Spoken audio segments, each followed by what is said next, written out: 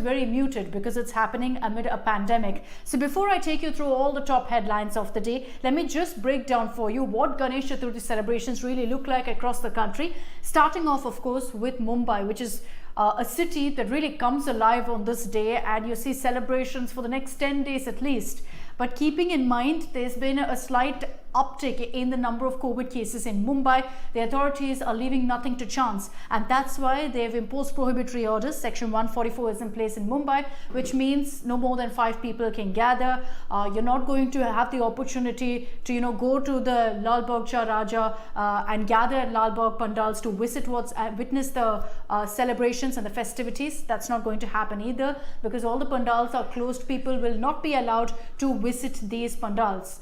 You will have live streaming of the Aarti, so you can watch it safely from your home. The next 10 days, you will have these kind of norms in place, because remember that on Ganesh Chaturthi, on the day we bring the idol home, on the immersion day, it's usually filled with festivities and celebrations. To ensure that during immersion also things don't go out of hand, that none of these events become super spreaders, the Mumbai police have advised people to ensure they don't gather at Mumbai's beaches in large numbers for immersions.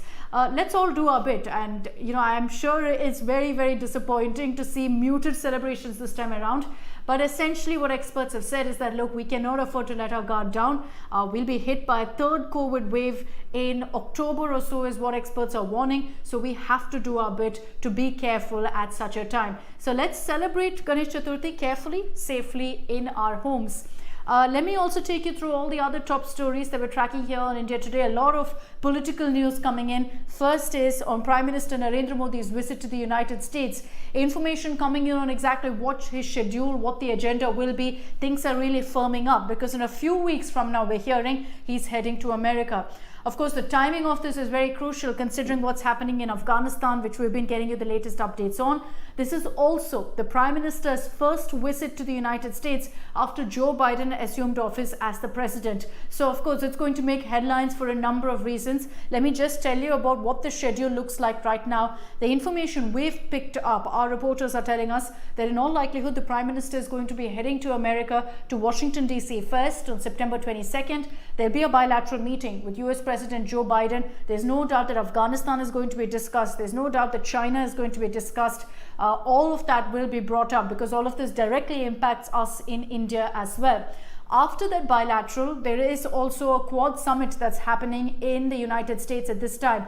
So a day later, the Prime Minister is going to be attending the Quad summit in person. And then another big headliner event is that the Prime Minister will be making his way to New York to be a part of the United Nations General Assembly. He's going to be addressing the General Assembly. Previous instances when Prime Minister Modi's addressed the UNGA, it's always grabbed headlines because of the message that he's put out on several issues that not just affect India, but have global repercussions as well. So that is something that we'll get you the latest details on. The Prime Minister's schedule is still being firmed up. Now, the other political stories that we're tracking this Friday morning, Mamata Banerjee is filing her nomination from the Bhabanipur seat. Very, very important moment. It's essentially make or break for Mamata Banerjee. Why? Because while you had the TMC, scoring that spectacular victory in West Bengal in the elections, for Mamata Banerjee, it was a personal blow. She lost Nandigram to her former aide Shubhendu Adhikari. It was a huge setback for her and for the political personality that she is. Bhabanipur is her bastion. It's her safe seat. It's where she's contested every single time and won. So she's hoping that in this by-poll, she'll be able to make it into the assembly. It's important, considering as Chief Minister, you need to be a part of the assembly. So this win is a must for her. Is it going to be easy? Is it going to be a walk in the park for Mamata? At this point, it's perhaps too early to tell, because the BJP hasn't announced their candidate. But keeping in mind the fact that this is her stronghold, and keeping in mind the fact that, the Congress left, none of them seem to really be putting up a fight, it does look like it will be smooth sailing for her. But never say never, really, in politics, especially in West Bengal, is what we've all learned in the last few months. So that's something we're getting you the latest on, because Mamata is in Bhabanipur today to go ahead and file her nomination papers. Another political story is an India Today exclusive. You can catch excerpts of an interview that we've done with NCP Chief Sharad Pawar on our social media handles, also on India Today TV. Many big headlines from that exclusive interview. What Sharad Pawar has said is, while he is part of the UPA, while the NCP is in alliance with the Congress and Shiv Sena Maharashtra, that hasn't stopped him from going ahead and criticizing how the Congress functions. He's likened the Congress to the zamindars of Uttar Pradesh, saying that while they have the land, they don't realize that, you know, what's really happening on the ground. Sharad Pawar has also said that the Congress is unable to garner votes like they used to. Essentially, he's saying that the Congress is a pale shadow of what it was, of its past.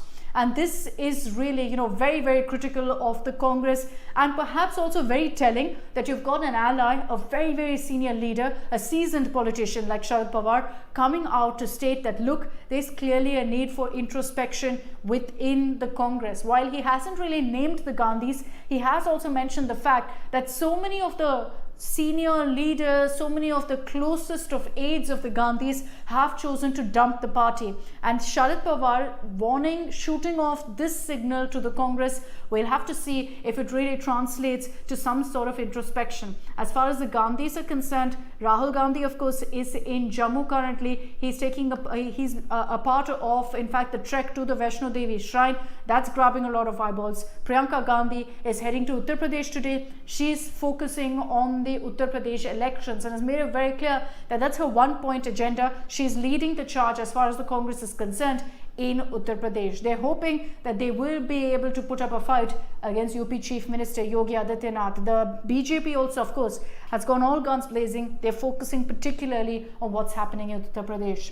So that's all of the political stories that we're tracking this morning. I just want to also get you another interesting updates. I know a lot of you have been asking what really is the fate of the last test match between India and England. What we can tell you is that the test match at Manchester will go on as scheduled.